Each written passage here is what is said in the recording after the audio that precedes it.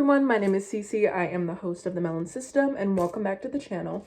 So today we are going to be talking about what is dissociative identity disorder. So I've said in many videos, we've said in many videos that we would make a separate video of talking about what it is, and we haven't really gotten to it, but today we will. So I'm not sure when this is going to be posted, hopefully today whenever I get around it, but the filming process is going to start now.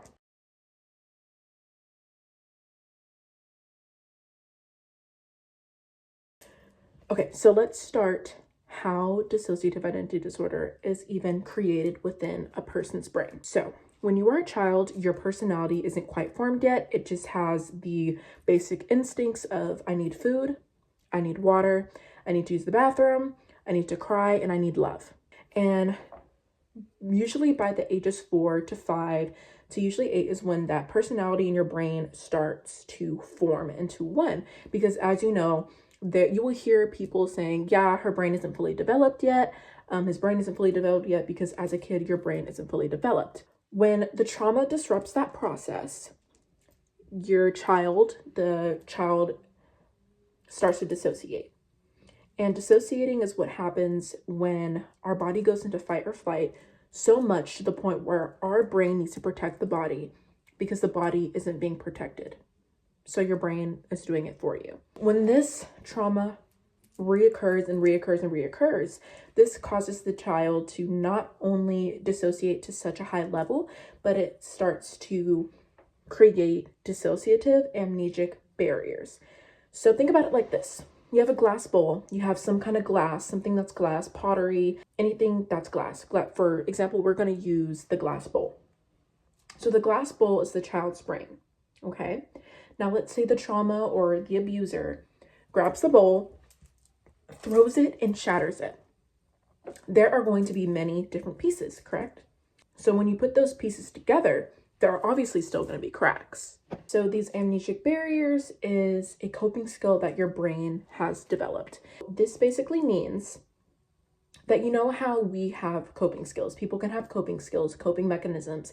So for some people it's dissociating, sometimes it's drawing, but when you're a kid, when you're a child and have no way to cope, your brain does it for you, meaning that is its go-to to cope when your body's in fight or flight is dissociate or create new alternates of consciousness. So alters are personalities, but the more scientific word is alternates of consciousness or alternates of personality. This becomes your brain's go-to. So whenever you're in full stress, when you're feeling those stressful feelings again, when you are processing through that trauma, your brain splits new personalities because it's like, oh my God, we're going through these feelings again, and goes in panic mode and splits alters.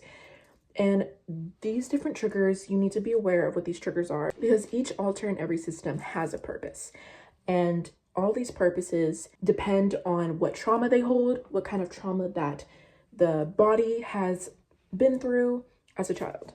One thing that people need to understand about OSDD, which is other specified dissociative disorder, and DID, which is dissociative identity disorder, people need to understand that the alters is the part B from the whole spectrum and the whole reason this is formed.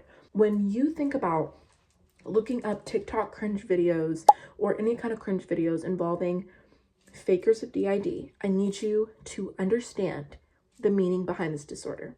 Of course, there are going to be people online who feel as if they should fake it or mock it, but when you see people who struggle and have different alters, I need you to think about what I just told you. It's trauma. This is why it is caused. It's because of trauma. Repetitive childhood trauma. Kids, babies, people all around the world going through torture, excruciating pain. This can be sexual trauma. This can be physical. This can be verbal. This can be mental abuse. Abuse comes from many different arrangements. And I feel like people think it's okay to mock and to always assume that someone is faking, when you don't know what someone has been through. Now, these different alters hold different kind of memories and trauma.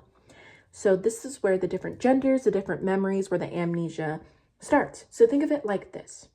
So you are a person, okay? But obviously, there's a conversation happening in a room. You just walked in the room. Are you going to remember or even have the knowledge of what those people were talking about? No, because you just walked in the room. So I will be doing a part 2 of the different genders, different memories very soon, but I am running out of storage. So thank you guys for watching, and hope you have a blessed day. Hope you have a good day, morning, night, evening, and I'm proud of you for making it this far, and Happy New Year.